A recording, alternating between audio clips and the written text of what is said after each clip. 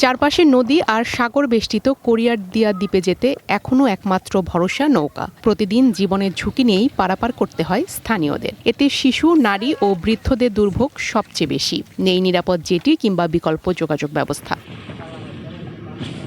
দ্বীপটির একটি মাত্র প্রাথমিক বিদ্যালয়ে পঞ্চম শ্রেণী পর্যন্ত পড়াশোনার সুযোগ রয়েছে। তবে বিদ্যালয় ভবনটি ইতোমধ্যে পরিত্যক্ত ঘোষণা করা হয়েছে। তবে ৪,০০০ মানুষের জন্য নেই কোনো হাসপাতাল বা ক্লিনিক। এখানে হাসপাতালের সমস্যা বা চিকিৎসার সমস্যা। এখানে রোগী যদি অসুস্থ হয়ে গেলে এই রোগীলে যাইতে যাইতে মানে নদী বাড়িতে মানে বেরিবানের মধ্যে রোগী মারা যায়। আমি ক্লাস 5 শেষ করে 30 কিলোমিটার দূরে যেতে হবে পেকুয়া। আমি চাই আমাদের এখানে একটা উচ্চ বিদ্যালয় হোক।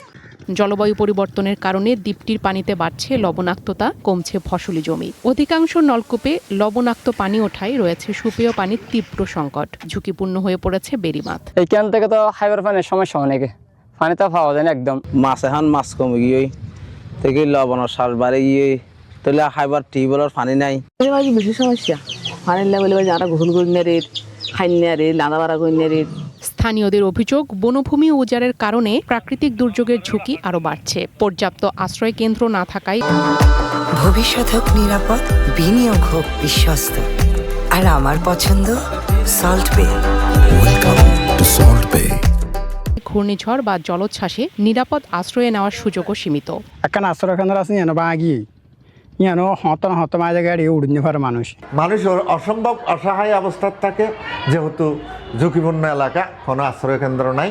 সংকট নিরসনে সংশ্লিষ্ট দপ্তরের সঙ্গে সমন্বয় করে প্রয়োজনীয় উদ্যোগ নেওয়ার আশ্বাস উপজেলা নির্বাহী কর্মকর্তার। বিশেষ করে সুপেয় পানির যে ব্যবস্থা, সেটা হচ্ছে আমাদের যে জনস্বাস্থ্য আছে তাদের মাধ্যমে আমরা এটা ব্যবস্থা করব। তো আমরা অভ্যন্তরীণ যোগাযোগ ব্যবস্থা আমাদের এডিপি সহ টিআর কাবিখা থেকে যতটুকু করা সম্ভব সেটুকু আমরা করব। এদিকে বন উজাড় রোধ ও উপকূলীয় পরিবেশ সুরক্ষায় গাছ লাগানোর কথা বলছে স্থানীয় বন বিভাগ। এবং এই দ্বীপাঞ্চল রক্ষার জন্য আমরা যা আইনি পদক্ষেপ নিতে হয় তাই নিচ্ছি।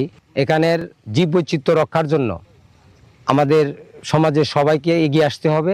দ্রুত কার্যকর উদ্যোগ না নিলে জলবায়ু পরিবর্তনের হুমকিতে এই দ্বীপের জীবনযাত্রা আরও বিপর্যস্ত হয়ে পড়বে। তাই এখনই উদ্যোগ নেয়ার দাবি স্থানীয়দের।